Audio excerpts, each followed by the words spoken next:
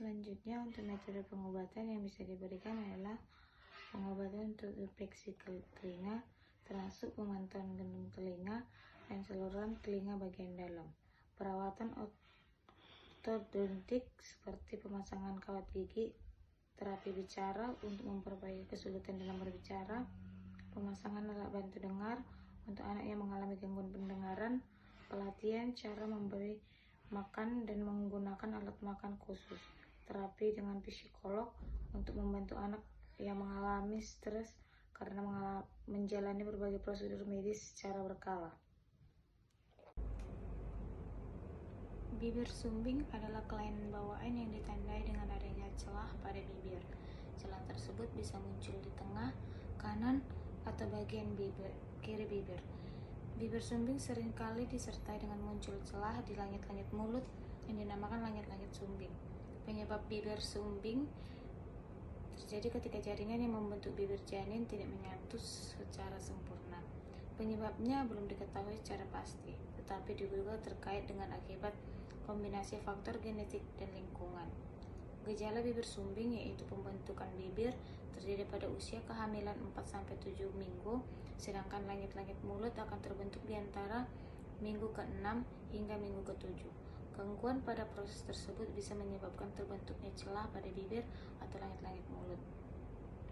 Tanda yang umum nampak dapat bibir sumbing adalah celah di bibir bagian atas atau di langit-langit mulut yang bisa terjadi di salah satu sisi atau kedua sisi celah yang terlihat seperti sobekan kecil dari bibir ke gusi atas dan langit-langit mulut hingga ke bawah hidung.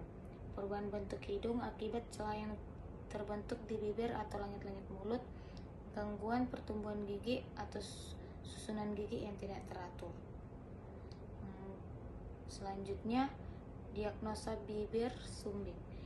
Bibir sumbing bisa terdeteksi saat bayi lahir sampai 72 jam setelahnya. Jika bayi diduga mengalami bibir sumbing, dokter akan melakukan tanya jawab dengan ibu seputar riwayat kesehatan ibu dan keluarganya, serta obat atau suplemen yang dikonsumsi selama kehamilan. Kemudian dilanjutkan dengan pemeriksaan fisik.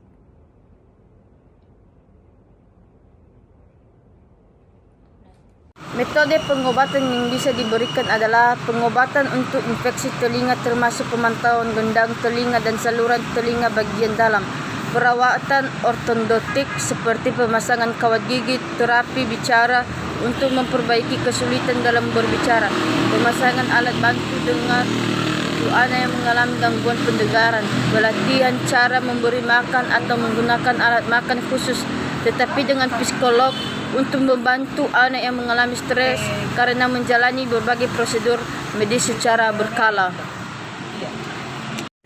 Selanjutnya, untuk pencegahan bibir sumbing, yaitu bibir sumbing sulit dicegah karena penyebabnya belum diketahui secara pasti. Akan tetapi, untuk menghindari risiko anak terlahir dengan bibir sumbing, pasangan yang merencanakan kehamilan dapat menjalani screening genetik terlebih dahulu, terutama bila dapat riwayat keluarga dengan bibir sumbing. Selain itu, ada beberapa upaya yang dapat dilakukan ibu hamil untuk menurunkan risiko terjadinya bibir sumbing pada janin, seperti menjalani pemeriksaan kehamilan secara teratur sesuai jadwal yang ditentukan oleh dokter, mengkonsumsi makanan sehat dan bergizi yang seimbang, mengontrol berat badan dan menjaga tetap ideal, tidak merokok dan tidak mengkonsumsi minuman beralkohol, menghindari konsumsi obat dan suplemen tanpa resep dokter, berhati-hati dalam memilih produk